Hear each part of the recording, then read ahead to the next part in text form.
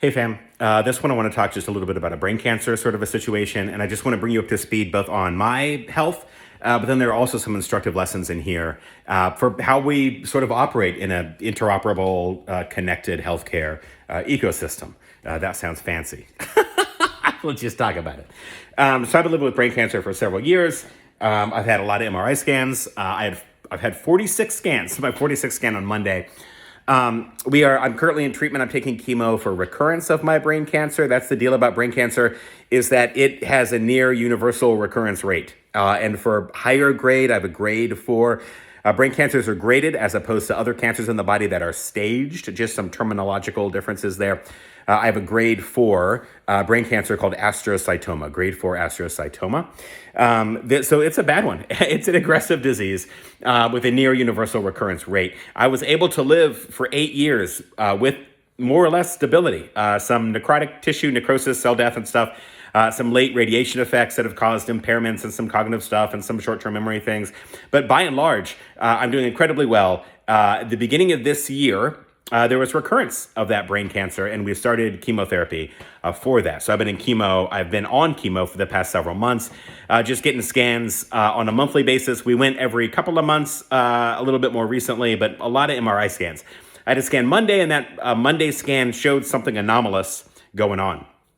The radiologist read that as worrisome findings for recurrence.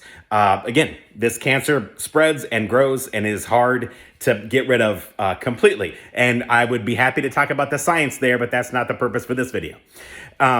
So, you get this radiology report and it's pushed to if you're on the patient portal and you got the app and whatever, then you probably will get a notification that you have a test result. The radiology report, which is what the radiologist prepares by looking at your scan images, the radiology report will give the radiologist's impression, how they interpret the findings. And then there'll be some information on there about the methodology, about the contrast dye that was administered. I have my scans with perfusion, which is an additional technique, so that's in there as well. So the radiologist provides an impression, which is their idea of what the study suggests. What findings might we infer based on the study of these scan images? And the radiologist scored me on a scale from 1 to 4 as a 3C, and there is no D. So 3C goes to 4. 4 is the worst. So 3C is worrisome for tumor progression, which is how I was scored on this scan on Monday. So another deal is that I don't see my oncologist until Thursday morning. Now, the reason for that is insurance. That's all insurance. So the insurance is topical right now in the news. Listen, my imaging is covered at one facility, but they don't cover the oncologist, which is at another facility. So there's always a delay time between my scans and seeing my doctor because one's in network and the other's out of network. And so there's stuff. So yeah, thanks. Insurance makes my life very, very, very difficult.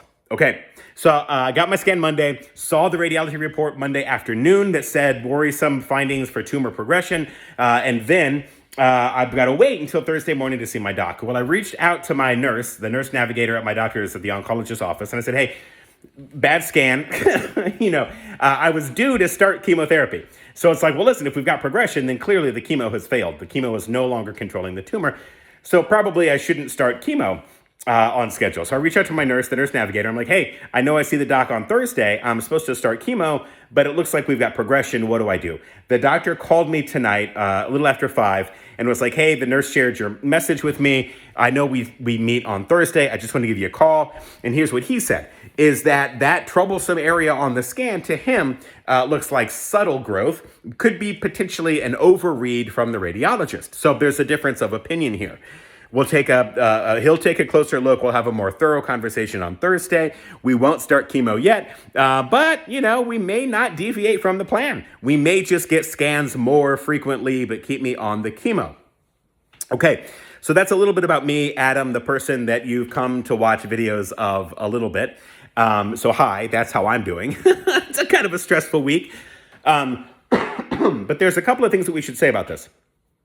One is to be thoughtful about, this is really good. Patient data access is good. More information is always good. But we are in a regulatory and compliance environment where your test results are now pushed to you, and you oftentimes will see your test results prior to meeting with your physician. So for newly diagnosed folks out there in the world, that's something to think about. Do you want to read your test result before you speak to your clinician?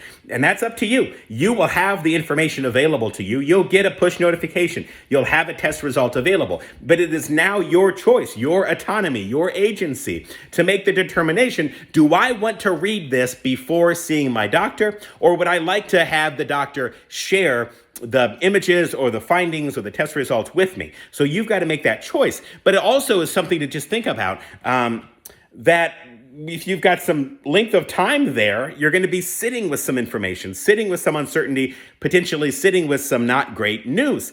And so this is where we are in the world of healthcare today. That I've just covered good things and bad things about my own health. Man, I'm pretty freaked out based on that scan that looks like tumor progression, and is the chemo not working? And I've lived for 8 years, and is it finally going to get me? And all that's a lot of existential stuff.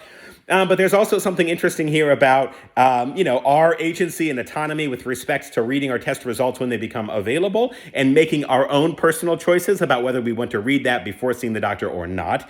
And then the other thing is that I'm just a real life case of how insurance makes my life much more difficult. If my insurance covered both in network, the imaging facility and the oncologist, I would just go get an MRI scan, grab a coffee for a little bit, go upstairs and see my oncologist, and we'd read the scan images right away. It would happen in real time, same day. That'd be awesome.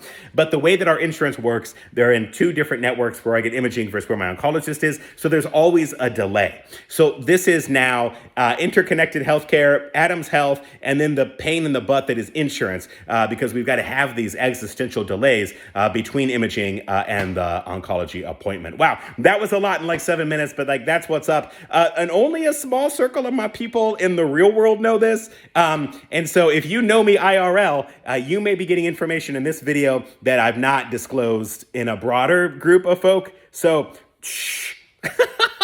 Not really, because I chose to post this video. But I will have more information after that oncology visit Thursday morning, at which point in time, then I will update kind of the broader network of folk on what's up. Wow. Brain cancer, healthcare, insurance. It's a lot. Much love. Peace out. Bye.